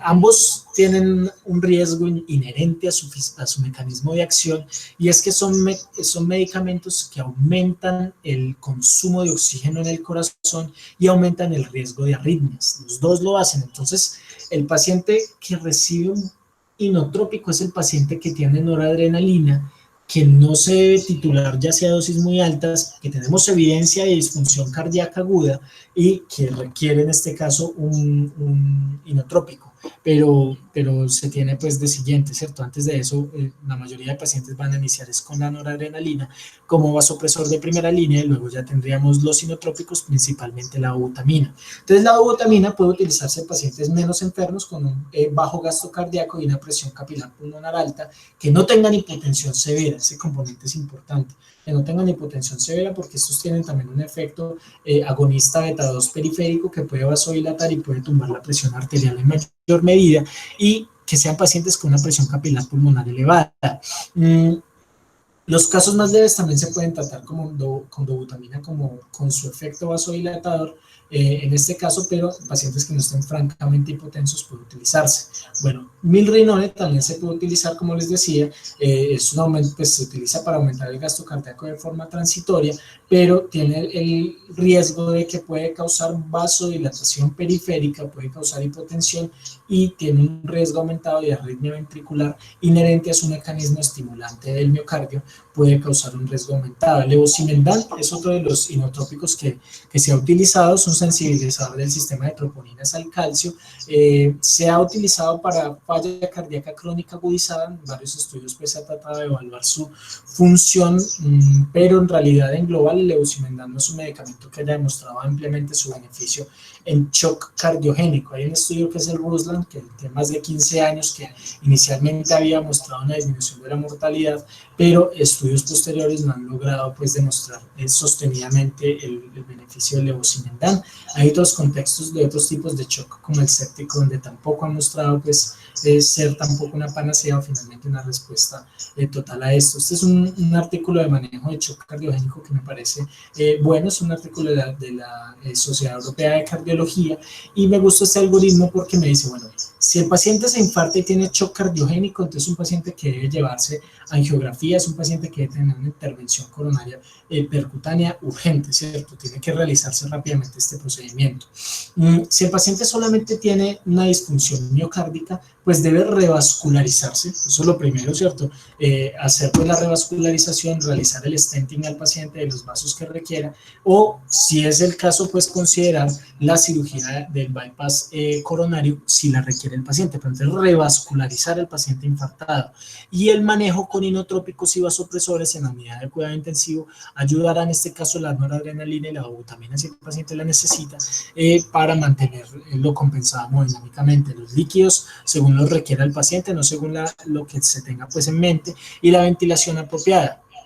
Bueno, en el paciente que tiene una complicación mecánica que se documenta desde el principio, regular el trabajo cardíaco con un balón de contrapulsación aórtica es importante, y realizar una intervención quirúrgica rápidamente que permita corregir ese problema. Entonces, un paciente de cirugía, ¿sí? Si tiene un defecto ventricular septal, si tiene una ruptura de la pared ventricular o si tiene una insuficiencia mitral severa, pues habrá que hacer un reemplazo o una reparación quirúrgica a la válvula mitral, un cierre quirúrgico del ventrículo o una intervención que permita cerrar ese septo que esté roto en este caso. Se debe revascularizar, manejar los inotrópicos y vasopresores que el paciente necesite y dar el soporte que requiera. Si con este manejo médico, que es inotrópico y vasopresor, no responde el paciente, pues habrá que llevarlo a un soporte mecánico. En tanto se tenga disponible ese soporte mecánico, pues podría utilizarse las diferentes estrategias que requiera el paciente si finalmente se va a necesitar ese soporte mecánico para manejarlo. Bueno, estos son algunos de los elementos que encontré pues como para resumirles en las revisiones en Clinics of North America y en el UpToDate, y es que solo hay evidencia limitada para el uso de catecolaminas en shock cardiogénico. Ese es un primer desaire que se tiene. Se le pone al paciente vasopresor y se le pone inotrópico, pero la evidencia a favor del uso de catecolaminas en shock cardiogénico es limitada. Ese es un primer elemento, o sea que sean muy buenas disminuyendo la mortalidad, finalmente eso no está totalmente determinado. A pesar de los beneficios hemodinámicos, se recomienda que la norepinefrina sea la primera elección como vasopresor cuando hay hipotensión importante, con una meta de presión similar a la del shock séptico de 65 a 70 milímetros de mercurio. Entonces, el vasopresor de primera línea es noradrenalina. Debe utilizarse esos vasoconstrictores por periodos cortos de tiempo y a las dosis más bajas posibles. Si lo recordamos desde la fisiopatología, lo que tiene el paciente es una vasoconstricción periférica, y esa vasoconstricción contribuye a aumentar la poscarga, pero también me pone más resistencia al trabajo del miocardio o a esa contractilidad cardíaca que ya está comprometida. Entonces, si yo utilizo dosis muy altas, voy a aumentar severamente esa resistencia vascular periférica y no voy a contribuir a la mejoría del paciente. Por eso debe ser el menor tiempo y la menor dosis que requiera el paciente, no la que se tenga en mente o la que se diga en tal guía, sino eso se titula de acuerdo a lo que el paciente vaya necesitando para mantener una presión arterial media de 65 a 70. Como inotrópico, la dobutamina puede darse simultáneamente con la noradrenalina para mejorar el gasto cardíaco y pues ese es básicamente el concepto global. Ahora, recordemos que en general los inotrópicos, principalmente dobutamina y mirrinone, tienen más riesgo de causar hipotensión asociada, de causar arritmias asociadas. La cirugía cardíaca pues se considera en pacientes que tienen una intervención coronaria percutánea fallida, ¿sí?, para pasar al paciente a una cirugía de bypass coronario, que tienen una enfermedad de 3 vasos o una coronaria izquierda totalmente tapada en la intervención coronaria percutánea. Son pacientes que se pueden pasar a cirugía para poner o para hacer una estrategia de bypass coronario en ese caso. Entonces, son cirugías que son luego de una ICP, de una intervención coronaria percutánea, o porque esta no consigue revascularizar, o porque de entrada la anatomía coronaria ya nos dice que es mejor ponerle bypass coronario al paciente. Si hay complicación mecánica desde el principio, tiene un músculo papilar roto, si tiene una ruptura de ventrículo o si tiene del septo ventricular o tiene una ruptura de pared ventricular, son pacientes que deben tener cirugía cardíaca urgente, ya que ese desajuste mecánico, si no se corrige rápido por cirugía, llevará finalmente a la muerte por muy buen manejo inotrópico y vasopresor que se le ponga al paciente considerando lo que él requiere. Estas son algunas de las estrategias de soporte mecánico que se han tratado. El balón de contrapulsación aórtica, que recordemos que hasta ahora no ha mostrado un claro beneficio en mortalidad, pero permite compensar al paciente que tiene una insuficiencia cardíaca aguda con shock cardiogénico, que ya tiene el manejo vasopresor e inotrópico y no ha respondido, que tiene un IAM de gran tamaño y que muy probablemente va a requerir una cirugía. Ese paciente se puede poner el balón de contrapulsación aórtica para sostener su hemodinamia hasta realizar la corrección apropiada del impela, que se ingresa por arteria femoral, se va al ventrículo izquierdo y desde allí ayuda a disminuir la cantidad de volumen que el corazón tiene que circular. Entonces nos regula no la presión como que es el balón de contrapulsación, sino el volumen. En ambos casos yo lo que busco es bajar el trabajo cardíaco. ¿Se acuerdan ahorita por lo que veíamos de la disminución en el trabajo cardíaco desde el punto de vista del volumen y de la presión que el corazón tiene que trabajar? Este es el Tandem Heart, que es una de las estrategias de soporte mecánico al corazón y la circulación de membrana extracorpórea, la ECMO, para pacientes que tienen una disfunción cardíaca ominosa o que tienen una insuficiencia cardíaca y un shock cardiogénico severo. Se pueden beneficiar de la ECMO transitoriamente. Se ha utilizado ahora, sobre todo en la pandemia, pacientes que tienen shock cardiogénico por IAM, por miocarditis o por una miocardiopatía por estrés. Muchos se llevan a ECMO, sobre todo en países donde está ampliamente disponible, lo utilizan mientras ese corazón se recupera y mientras realizan las intervenciones necesarias para tratar el corazón. Ese soporte por circulación de membrana extracorpórea ayuda bastante. Con los beta bloqueadores es una contradicción constante a este respecto. Clásicamente se había encontrado que lo ideal era de los beta bloqueadores suspenderlos en pacientes que están en pre-shock, porque esto es una terapia que va a generar inotropismo negativo y me va a tumbar más el gasto cardíaco.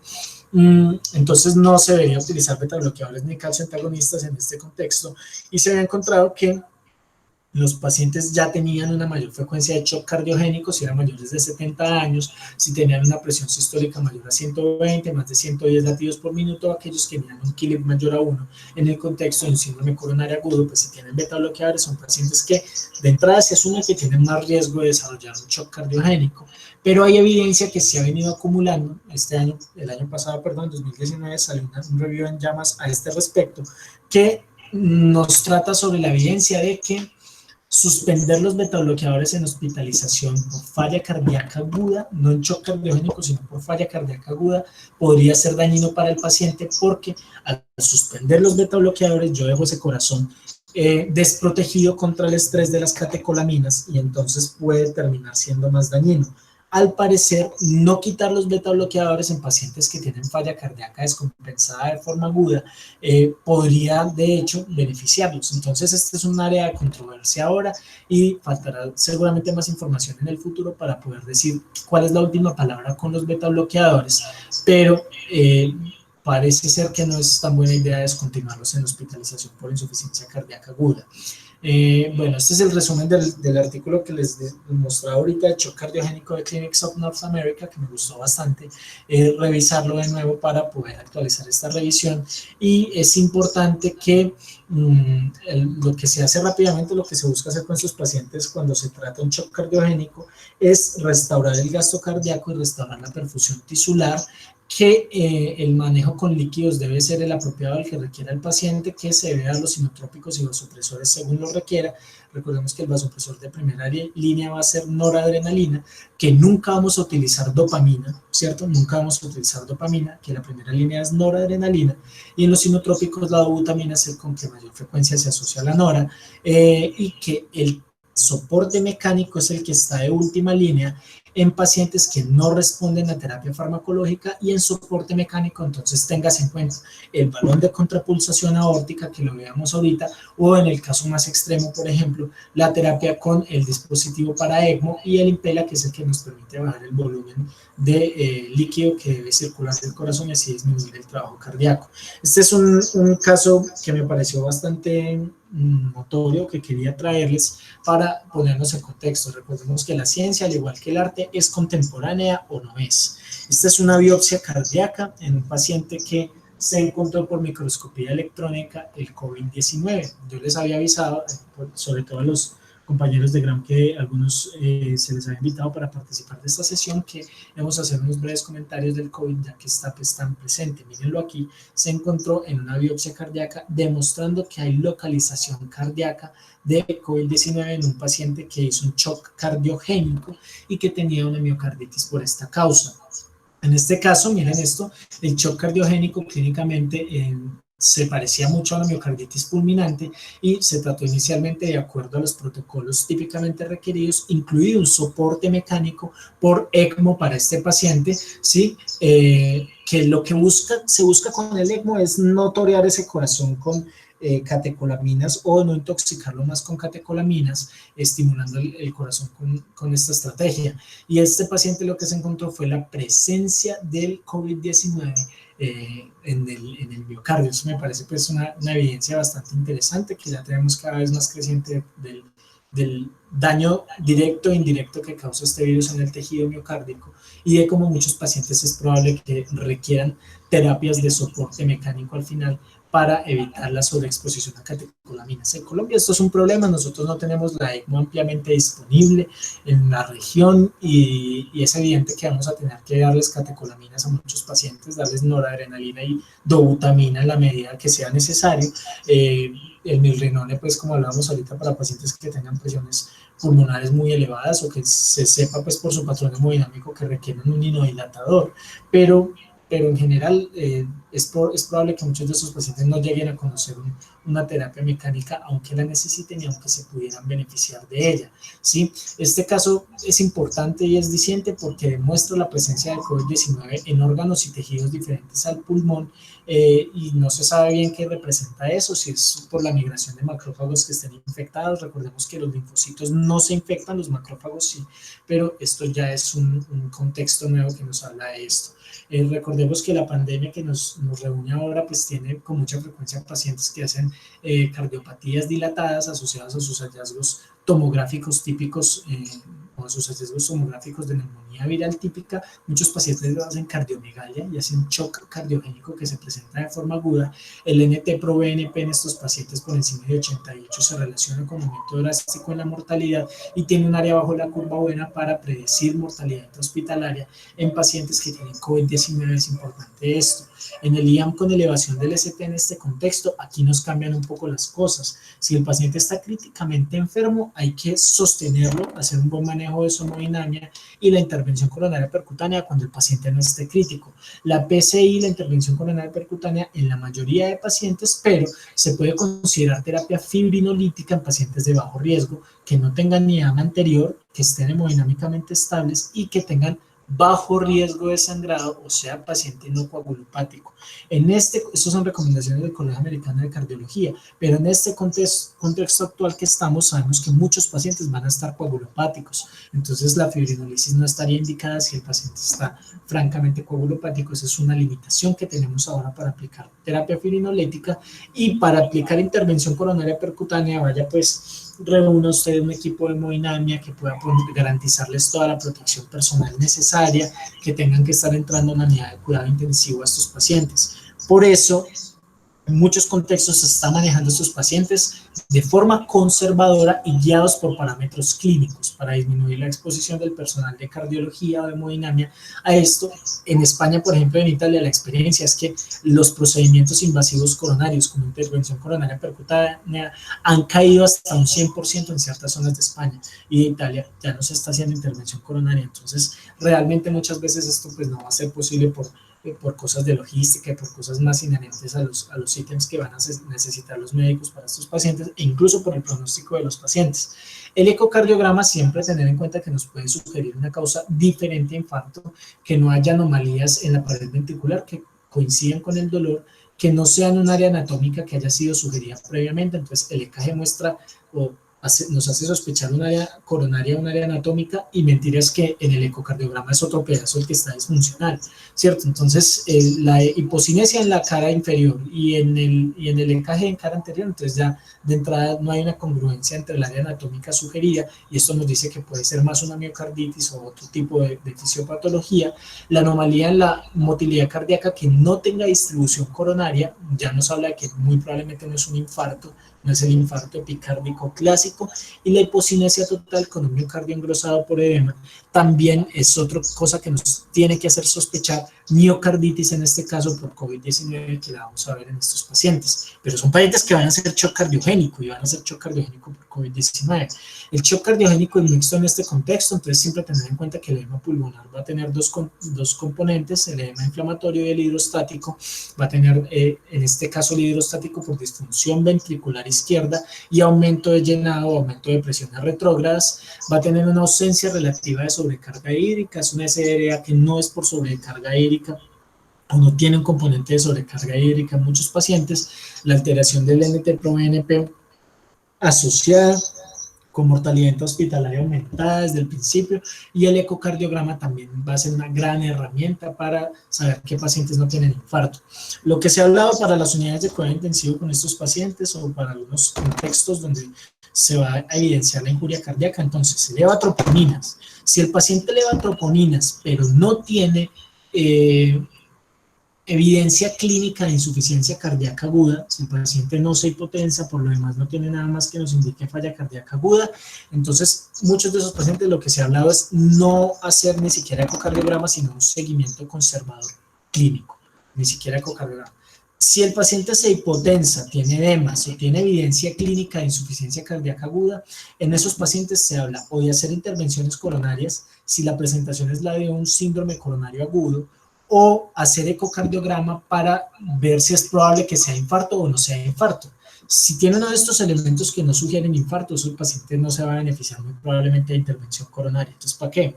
Pero si tiene un hallazgo típico de infarto, entonces cuando le duele ahí aparece la disfunción localizada en un área que es congruente con una arteria coronaria y tiene una elevación de troponina sugestiva, pues que es una injuria cardíaca aguda, y el ecocardiograma es sugestivo de infarto con compromiso de un área coronaria específica, entonces ese paciente se debe llevar a intervención coronaria percutánea para hacer el manejo de revascularización que va a requerir. Pero como les decía, el manejo logístico de esa parte es muy complicado y muy probablemente muchos pacientes se van a quedar sin su intervención coronaria. Estas son recomendaciones de Surviving Sepsis Campaign adaptadas a COVID-19, que ya nos dicen de entrada que el manejo con líquidos debe ser conservador para no hacer una terapia liberal, especialmente en pacientes que ya tengan disfunción cardíaca, que se debe utilizar cristaloides por encima de coloides. Aquí algunos elementos. El vasopresor de elección es noradrenalina en este contexto. Si no se tiene, se puede utilizar adrenalina o vasopresina, pero el ideal es noradrenalina. Si se va a añadir un inotrópico, el de primera línea es la dobutamina, y ojo con esto, nunca administrar dopamina. Este es otro contexto en el que no debe administrarse dopamina, porque ya sabemos que el virus causa arritmias o mayor riesgo de arritmias, y el objetivo de presión arterial media es de 60 a 65 cuando estos pacientes hagan esto. Esto es una recomendación ITSA, no utilizar dopamina en pacientes. Si tenemos noradrenalina, no debe utilizarse la dopamina.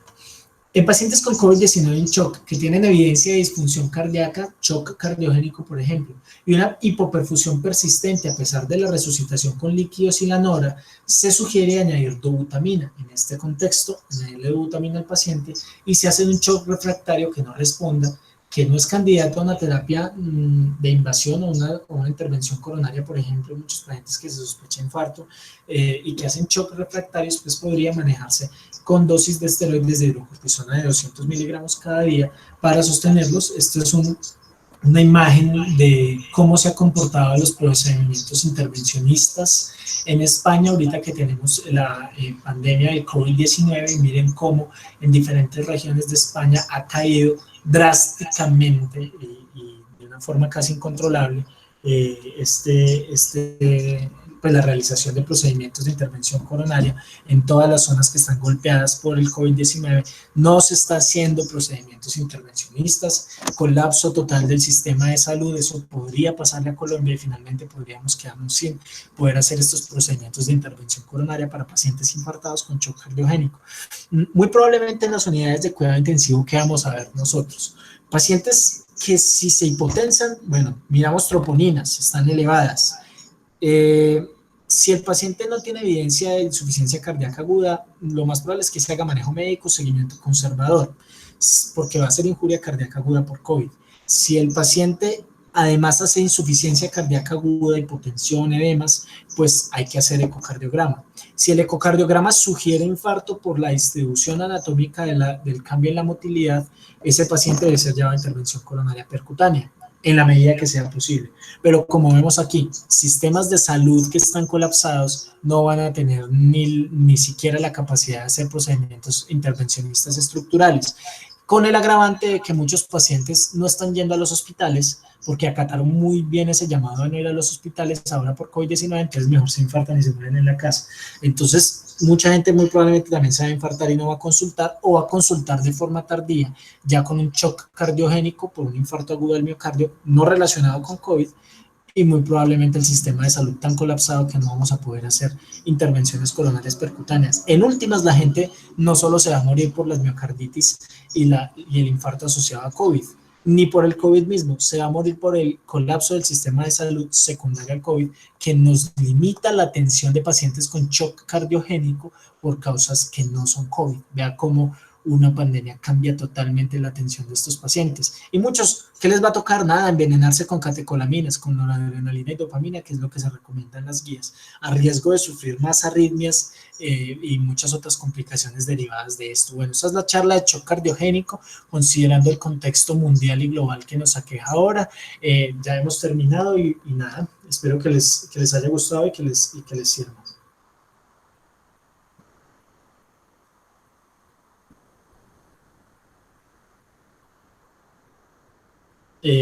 Ya terminamos. ¿Listo? No sé si tengan alguna pregunta, alguna intervención, algún aporte.